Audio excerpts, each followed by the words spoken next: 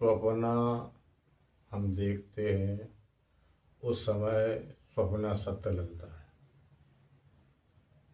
और जगत हम देखते हैं तब जगत सत्य लगता है।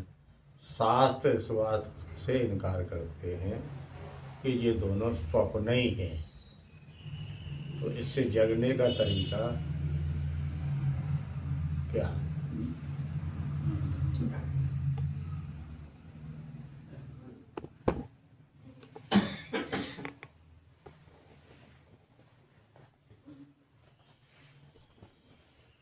जागृत, स्वप्न, सुषुप्ति और मौत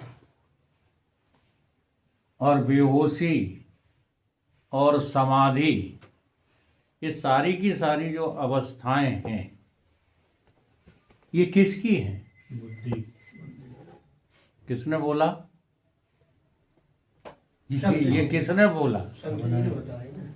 है संत ने? संत जी ने बताया। आप ही बोल रहे हैं? हाँ। अच्छा, ये बुद्धि की अवस्था है, ठीक है।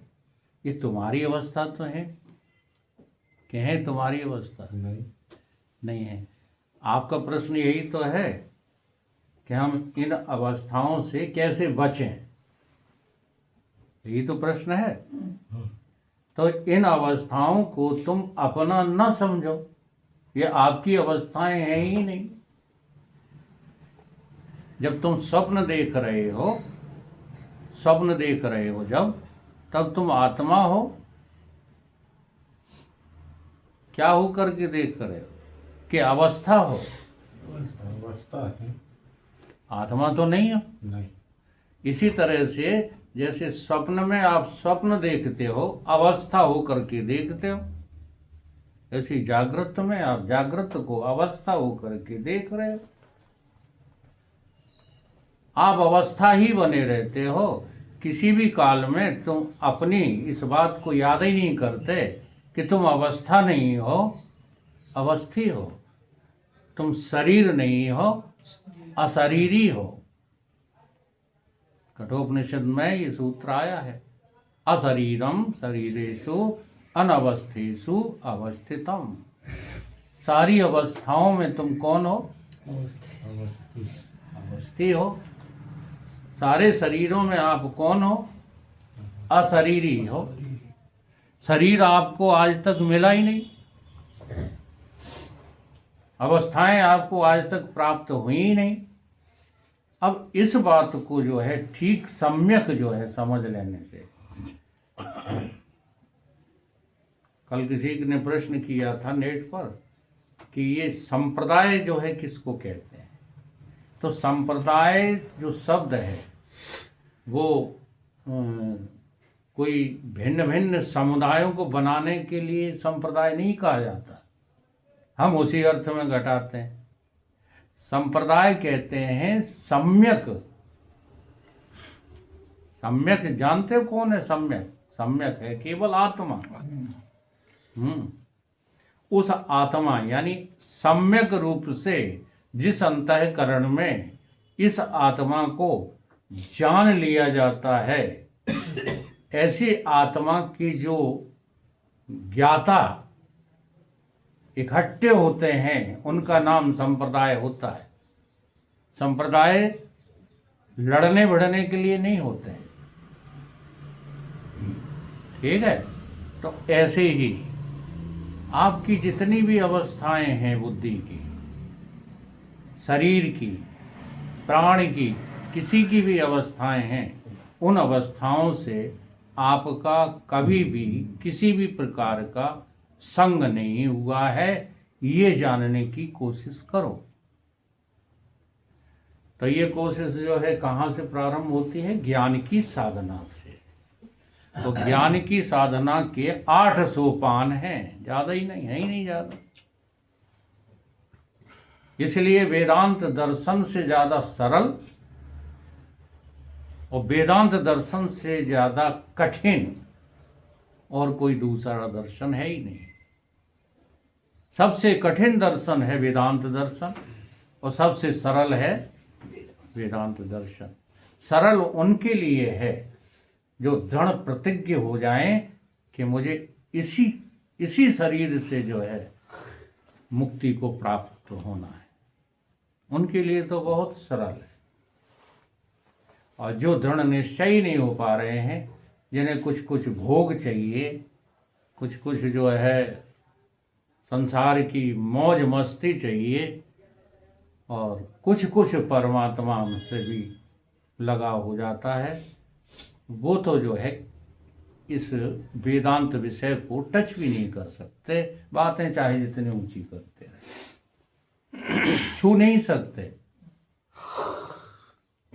ये 8 सोपान, जिनमें से 4 बहिर्मुखी हैं और 4 अंतर्मुखी हैं। बहिर्मुखी का नाम है विवेक, वैराग्य, खट संपत्ति और मुमुक्षा। ये 4 बाहिर साधन हैं, काय के? ज्ञान के हैं। ये मत समझ बैठना कि भक्ति के और कर्म के भी यही बाहिर साधन है। कर्म और भक्ति की दृष्टि से तो ये आंतरिक साधन हो जाएगा।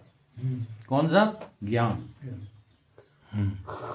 जी हाँ, भक्ति और कर्म से श्रेष्ठ है ज्ञान। भक्ति और कर्म से पवित्र है ज्ञान। सबसे अधिक पवित्रता है तो ज्ञान में ही है। न ही ज्ञानेन सदृशम पवित्रम ये विद्यते। भगवान कहते हैं इससे ज्यादा और कोई पवित्र करने वाली वस्तु है ही नहीं। इसलिए तो देखो, सन्यासी की कोई शुद्धता नहीं की जाती। क्या अर्थ है इसका? इसका क्या अर्थ है? पवित्र है पहले। हाँ, क्यों शुद्ध है वो? अब सवाल इस बात का पैदा है ना। हकीकत ये है, वास्तविकता ये है कि जिसके घर में सन्यासी शरीर छोड़ेगा, उसके धुकुर फुकुर लगी ही रहती है कि शुद्धता नहीं हुई, शुद्धता नहीं हुई। क्यों शुद्ध है? सन्यासी की शुद्धता क्यों नहीं की जाती? ये कहा सुनी की बात है नहीं, पहले ही हो गई और ये हो गया वो हो गया, नहीं। बात बताओ क्या है? वो अपने में रमण करता है ना। जो शरीर ही छोड़ दिया तो डबल वो ब्रह्म के अतिरिक्त कुछ है ही नहीं। वो ज्ञान स्वरूप के अतिरिक्त कुछ है ही नहीं। इसलिए तो कह रहे हैं भगवान कृष्ण, न ही ज्ञानेन सदृशम पवित्रम इह विद्यते। हम लोग रटते रहते हैं, ज्ञान को ऐसे समझ लिया जैसे नींबू का अचार, चाहे जब डाल ले घर। ऐसा थोड़ी है।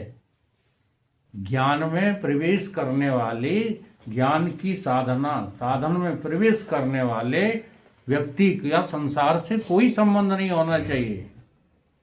तब तो आप ज्ञान के जो है हकदार हैं। तो संसार भी बना रहे और हम ज्ञानी भी हो जाएं, ये असंभव है। तो ज्ञान के जो बाहिर साधन है विवेक, ठीक है। इसी बात को बता रहे हैं जो आपने पूछी है। विवेक हुआ नहीं है। अब विवेक नहीं हुआ है तो ज्ञान कैसे हो जाए? हो जाएगा नहीं। तो पहले जो है हमें विवेक होना चाहिए। तो विवेक तभी होगा जब बाहिर साधनों से आप युक्त होंगे। अगर बाहिर साधनों से युक्त नहीं हो, जीवन में तुमने धर्म नहीं किया, जीवन में तुमने कभी कोई निष्काम कर्म नहीं किया, जीवन में तुम कभी उस अनदेखे परमपिता परमेश्वर के प्रति आसक्त नहीं हुए, हाँ, ये परमात्मा से आसक्ति का नाम भक्ति है। और जगत से आसक्ति का नाम क्या है? जगत से आसक्त हो तो भक्त हो भगवान के। क्योंकि भक्ति कर रहे हैं, काय की भक्ति कर रहे हैं? संसार की जो है आसक्ति में लगा हुआ काय की भक्ति करता है? संसार की भक्ति करता है कि नहीं करता? तो विवेक पैदा करने के लिए शीघ्र। अब इसमें कहो कि जनाब अब क्या हो सकता है, अब हम कौन सा धर्म करें, तब भी हाँ तब विवेक हो, कौन सी भक्ति करें, तो इसमें कोई देर थोड़ी लगती, देर लगती इसमें। ईमानदारी से बताओ, उदाहरण वही लेंगे शादी का। पति और पत्नी की शादी में कितनी देर लगती है? ये है किसी को अनुभव? कितनी देर लगती है? 7 फेरे बस। 7 भी फेरे नहीं होते शादी। शादी में 1 सेकंड लगता है बस। मन की स्वीकृति। मन की 1 सेकंड से ज्यादा नहीं लगता। ठीक इसी प्रकार से भगवान की पत्नी बनने में तुम्हें 1 सेकंड लगेगा। अभी आप किसकी पत्नी बने घूम रहे हो? जगत की। जी हाँ, हो पत्नी ही। चेतना का नाम पत्नी है और चेतन का नाम पति है। ये दूल्हा दुल्हन है कैसे, मैं कई बार जो है व्याख्या कर चुका हूं। तो जब 4 साधनों से आप संपन्न हो जाइएगा, ठीक है, तब एक कथा जो है कि आप हकदार हो जाएंगे। कौन सी? वेदांत की कथा। और वेदांत की कथा एक बार ज्यों की त्यों उतर जाए, ज्यों की त्यों, ये नहीं कि कुछ वेदांत कह रहा तुम कुछ समझ रहे हो, ज्यों की त्यों जो है उतर जाए, तो आपका ये प्रश्न हल हो जाएगा। क्या प्रश्न किया आपने? स्वप्न हैं? आपने प्रश्न क्या किया था? स्वप्न और जगत, हाँ, ये दोनों मिलाओ। तो आप देखिएगा, आप अवस्थी हो या अवस्था हो, तो आपको दिखेगा कि हम अवस्थी हैं। हर अवस्था हमारी दास है, चाहे जौन सी अवस्था हो। मृत्यु अवस्था भी मेरी दास है, समाधि अवस्था भी मेरी दास है। कभी कभी समाधि लगाने वाली, जो योग की समाधि लगाते हैं ना, हाँ, जब उनकी समाधि टूटती है और आसक्त हो जाते हैं संसार में। और भगवान शंकर का विषय जो लिया गया है, वो यही बात समझाने के लिए लिया गया है कि चाहे वो अंतर समाधि में रहें और चाहे बाहर आ जाएं, उनकी समाधि कभी टूटती नहीं है। इसलिए काम जरेऊ भय छारा। काम क्यों जर गया?